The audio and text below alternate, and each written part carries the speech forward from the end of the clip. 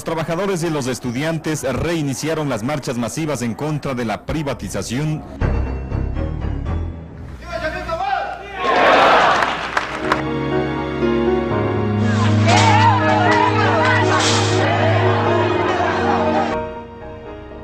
¿Quién se lo ha robado?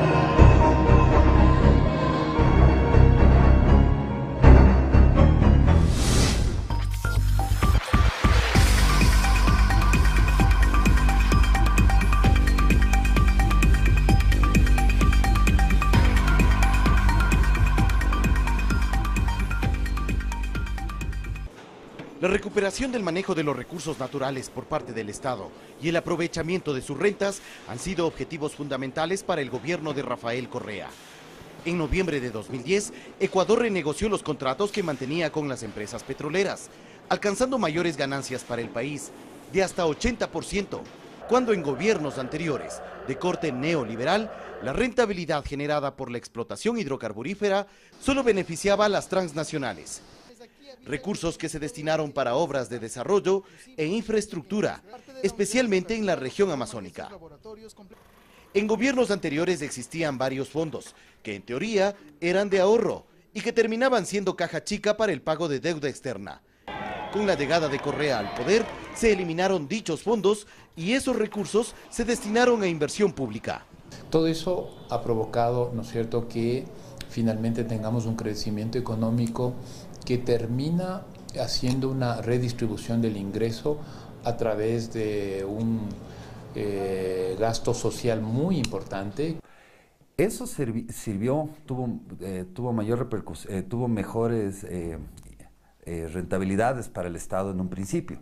Actualmente ya no funciona así, porque el precio está bajo y ya la rentabilidad para el Estado es poca.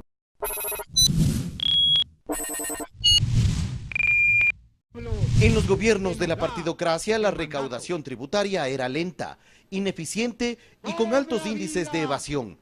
Con el gobierno de la Revolución Ciudadana, se reestructuró el servicio de rentas internas, lo que permitió incrementar las recaudaciones con mayor eficiencia. Así los ingresos pasaron de 5.144 millones de dólares en 2007 a más de 13.300 millones de dólares a 2014. El área social, estancado en el olvido y la desatención por gobiernos neoliberales, enfrentó en los últimos 9 años una profunda transformación. Más de 56 millones de dólares se destinaron no solo para salud y educación pública, sino que también para otros sectores como inclusión social, desarrollo urbano, vivienda, trabajo, economía popular y solidaria, cultura, deportes, entre otros. De acuerdo a la CEPAL, el gasto corriente de Ecuador, es decir, sueldos y salarios, bienes y servicios e intereses de deuda pública, representa el 14% del Producto Interno Bruto, por debajo del promedio de la región, que es de 20,1%, mientras que la inversión pública se ubica en los primeros lugares con 11,7% del PIB, cuando el promedio en América Latina es del 4,9%. No, se visibiliza mayor obra social, pero el porcentaje de la manera que gasta el Estado su dinero es exactamente igual, nada más que ahora hay más. Ahora hay más gasto corriente, existen más ministerios, etcétera, etcétera, pero también hay más inversión. El haber incrementado policías y haber dado más estabilidad segura y seguridad al ecuatoriano es una inversión, no un gasto corriente. El que haya mejores médicos con especialidad y haya mayor número de médicos en los hospitales es una inversión para los ecuatorianos, porque es invertir en salud. Y qué digamos en educación, el que antes un profesor que tenía un solo profesor para 6 grados de escuela en la parte rural y hoy tenga un profesor para cada grado, eso es inversión.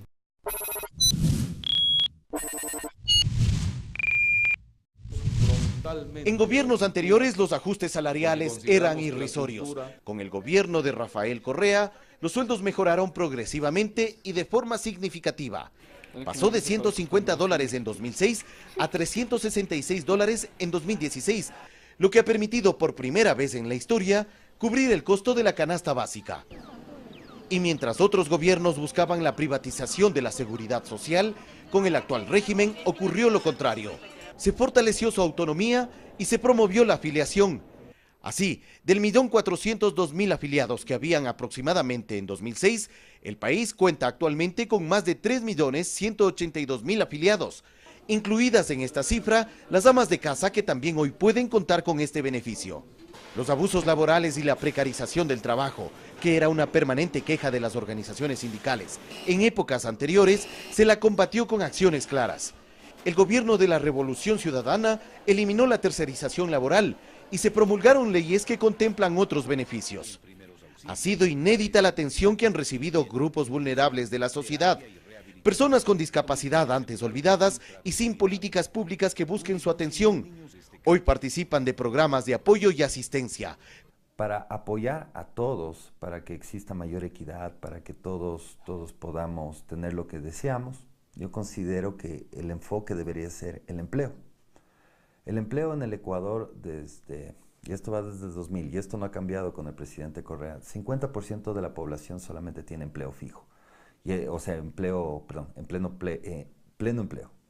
Esto incluye seguridad social, mínimo salario mínimo, etc. El resto de la población o está desempleado o tiene subempleo. Los ecuatorianos tenemos mala memoria, pero en los años 70 una doméstica ganaba $6, es decir, ganaba 150 sucres, con un dólar de 25 sucres eran $6.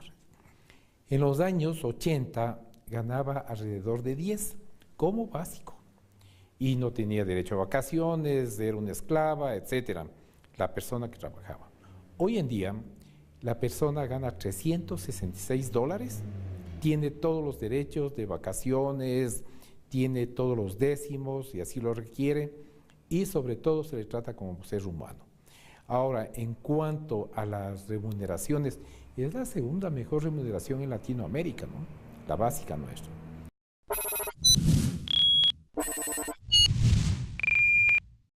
Años atrás, era común ver una gran variedad de productos importados en las perchas de los supermercados para la venta al público.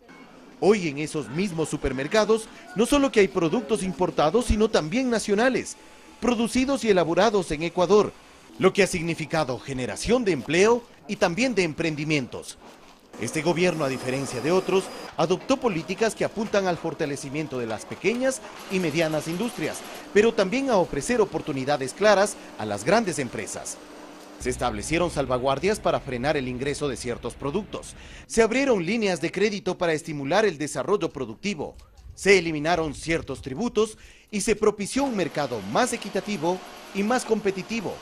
En gobiernos neoliberales ocurría todo lo contrario. Las salvaguardas quitaron muchísimo empleo a las personas que comercian, muchísimo. Y eso lo podemos ver todos los días con importadoras que cierran, centros comerciales más vacíos de lo que estaban antes, etc.